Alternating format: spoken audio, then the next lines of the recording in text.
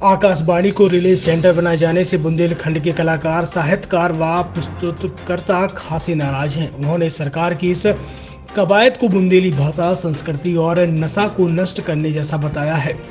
आकाशवाणी छतरपुर को relay centre बनाए जाने के विरोध में कलाकारों और कार्यक्रम प्रस्तुतकर्ताओं ने अनूठे अंदाज में कलेक्ट्रेट पहुंचकर राष्ट्रपति, प्रधानमंत्री और सूचना प्रसारण मंत्री के नाम ज्ञापन सौंपकर इस निर्णय को वापस लिए जाने की मांग की है।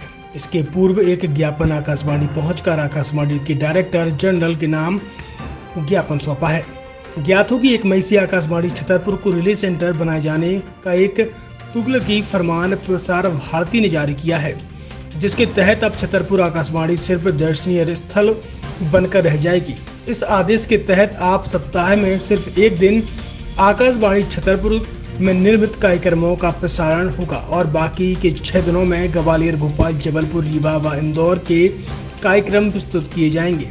इसका परिणाम यह होगा कि अपनी बोली व भाषा के कार्यक्रम न आने से धीरे धीरे श्रोताओं का रुझान कम हो जाएगा और किसी दिन इसी को बेस बनाकर पूरी तरह से आकाशवाणी को बंद कर दिया जाएगा। आकाशवाणी से अपनी पहचान बनाकर बी हाई ग्रेड तक पहुंच चुके बुंदेली भाषा के लोक गायक राजेश तिवारी भी ज्ञापन देने वालों में मौजूद थे।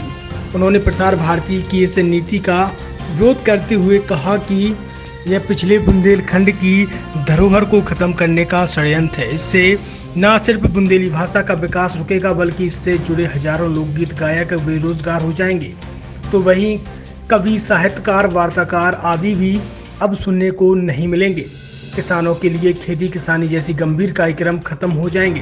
किसानों को समय समय पर महत्वपूर्ण जानकारी उपलब्ध कराते थे। अब अन्य लोकगीत गायक बाबूलाल मस्ताना का कहना था कि आकाशवाणी ने मध्य प्रदेश और उत्तर प्रदेश के 14 जिलों के अलावा अपने कार्यक्रमों से देश भर में पहचान बनाई है और लगातार इसमें इजाफा हो रहा है।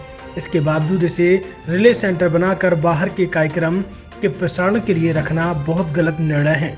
आकाशवाणी छतरपुर में कार्यरत आकस्मिक उद्घोषक और नारी जगत, ग्राम सभा, युववाणी जैसे कार्यक्रमों के प्रस्तुतकर्ताओं ने इस निर्णय को एक षड्यंत्र बताते हुए इसका विरोध किया है। संतोष ताम्बकार ने कहा, इस तरह जिस आकाशवाणी के माध्यम से मोदी जी जन जन तक की बात पहुंचाते हैं, तो वहीं दूसरी तरफ हमारे क्षेत्र के लोगों की मन की बात कहने पर कुठाराघात किया जा रहा है।